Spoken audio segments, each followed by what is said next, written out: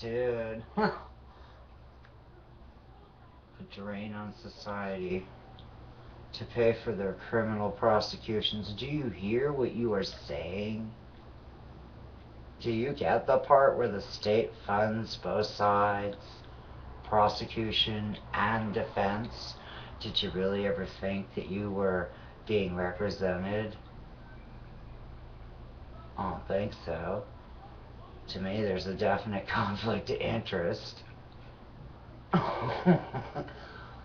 Yeah. Well, I don't consider myself a drain to society. I consider myself a direct reflection of everything that you people have perked on some of us. See, the cannabis is not a singular issue for me. Are you kidding me? Domestic violence, CPS, law enforcement on the whole. And let's talk about that gram of cannabis I paid $400 for after the law was in place. So I want to know how I get convicted for possession. Oh, that's right, because of the Medicaid doctor's failure to inform me adequately or ever of there ever being a cannabis law in place. And you know what? At the time of those injuries, I would have more than qualified.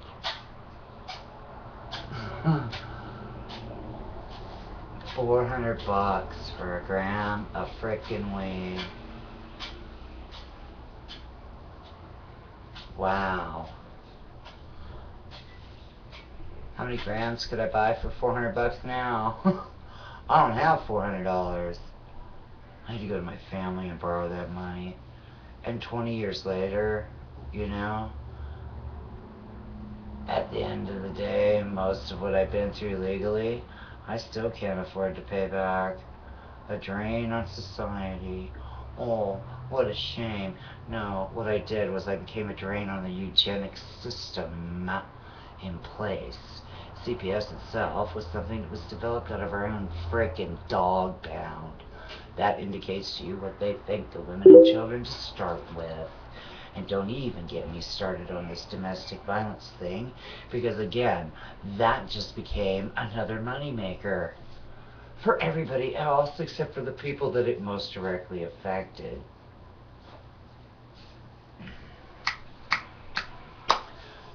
Ray, I really don't think you know what the hell you're dealing with over here. I really don't think you know what you're talking about. I really don't. Do you really see this as some kind of just an exercise in freedom and liberty? Because if it weren't for the cannabis, I couldn't eat. Are you kidding me? And the idea that it does some kind of damage to people is so removed from the realm of reality at this particular point, you know, scientifically speaking, that, I mean, so there's no real valid basis with which to keep perping this war on drugs, other than little Miss Hillary Clinton, and this came out of her own mouth, quote unquote, we can't stop the war on drugs, it makes too much money, which is why the lawyers in my state are running around and behind the scenes creating all this excess language that wound up in I-502. Because the rest of us would have never agreed to this. It just wouldn't have happened. That's what you're failing to understand. It's not just about not wanting to become a criminal. You criminalized me the first time I opened my mouth. This state has taken and stolen and robbed and and otherwise obfuscated anything and everything they could to, from, and against me. And my kids, man, my kids whose only crime, really, was that they were born to me. Is that sufficient cause to put them in foster care where they were sexually molested? All of them while in your care, while in your good people's care. See? So, really, at the end of the day, this is not a singular issue. Yeah. Tengo mucho gusto. I know that's what you want. Okay. Well, no, I said, give me something I can smoke. Yeah, it's not a singular issue for me. And frankly, I can almost guarantee that I probably would have been successful during a suicide attempt if it hadn't been for this.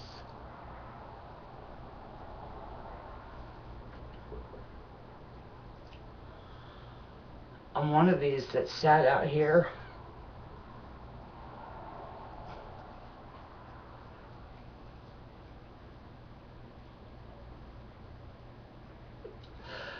hidden in plain sight.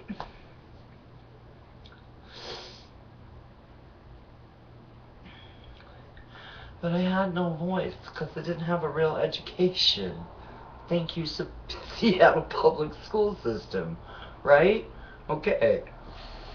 So later on, when is that's typically done with you so-called conservative folks, you know, a child is all precious and well and good in utero, but once they get here, that's just a welfare case and you're worthless and get the fuck out of here. That's how I was always treated. And it didn't matter that I had child support orders in tow because the state saw fit to not ever collect that money. Until, of course, the day my child turned 18, and then they took everything, everything from the oldest one. They stole in excess of $30,000 from my daughter while she was in their care. And the two younger boys, well, I can't speak.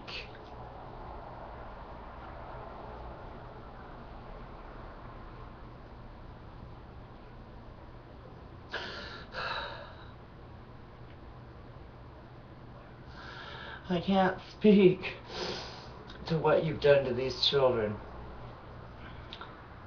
What I do know is that stopping somebody because you think they have something in a backpack and a previous history is sufficient for an arrest.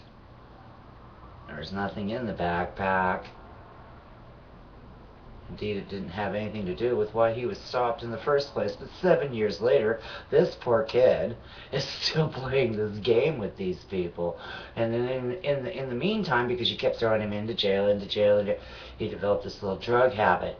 And I'm not talking about cannabis either. This poor baby is so confused.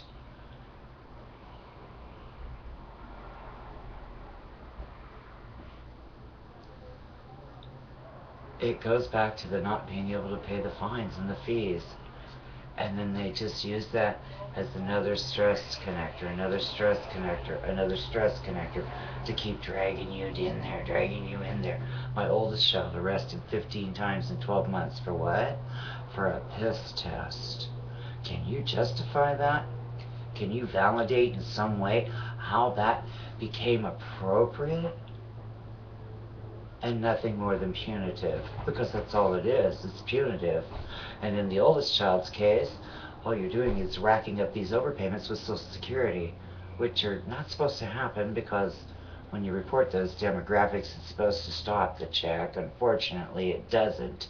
And again, we're back to perping this on the meekest among you who have nothing. They don't have anything, and you keep stealing what little bit they do have. This kid was disabled before he was 18. Justify this shit to me. Please. For a piss test. Really? The drain on your society? You know, I really get tired of hearing that shit. When it's all you high-minded, moralistic, I got all the values in the world people that created this so-called social safety net. And then you invited people in to take advantage of it. You never told them what the fuck they were really giving away, though, did ya? No. Those aren't just an assignment of benefits, my friend.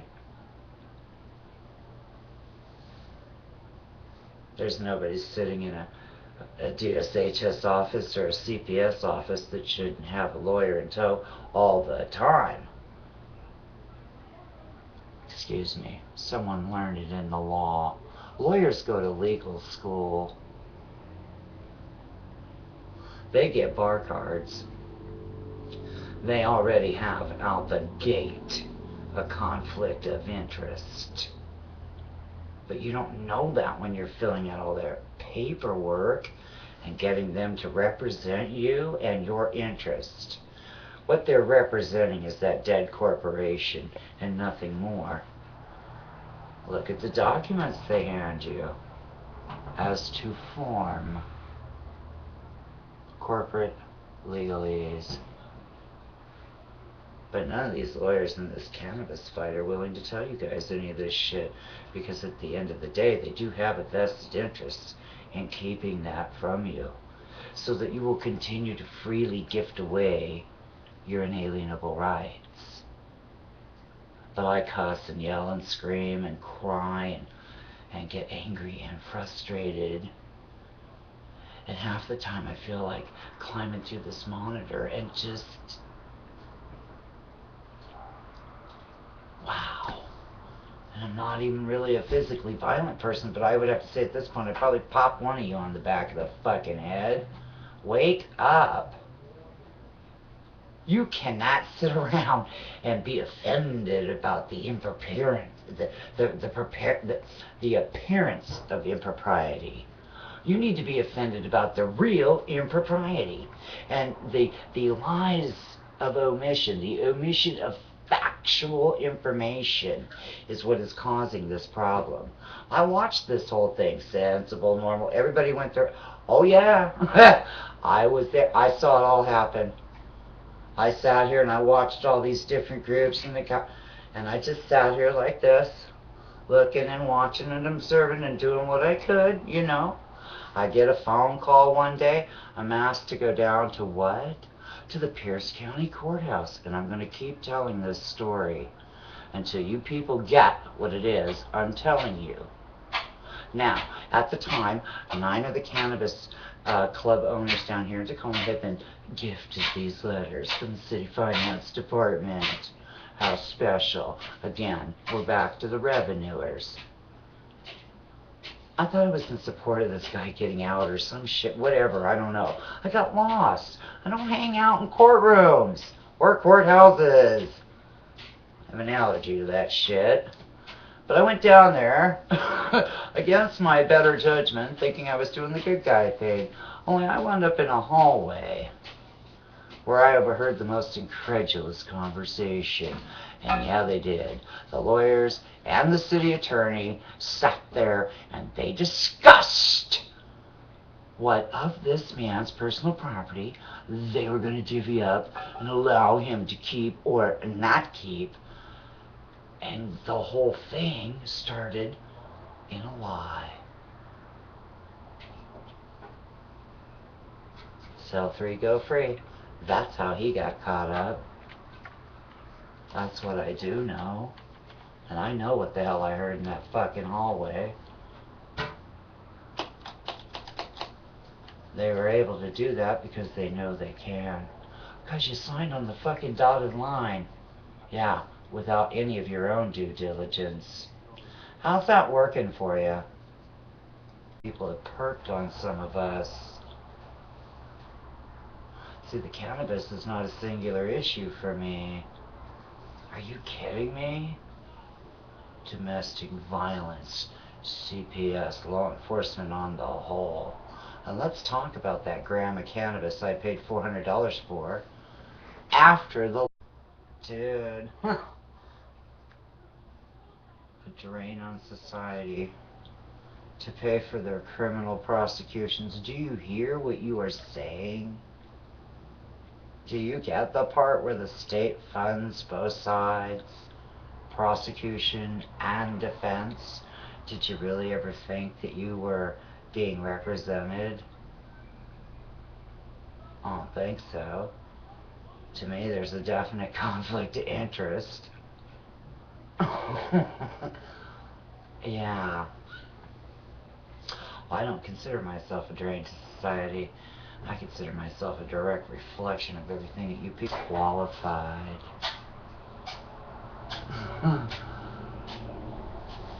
$400 for a gram of frickin' weed. Wow. How many grams could I buy for $400 now? I don't have. The law was in place. So I want to know how I get convicted for possession. Oh, that's right.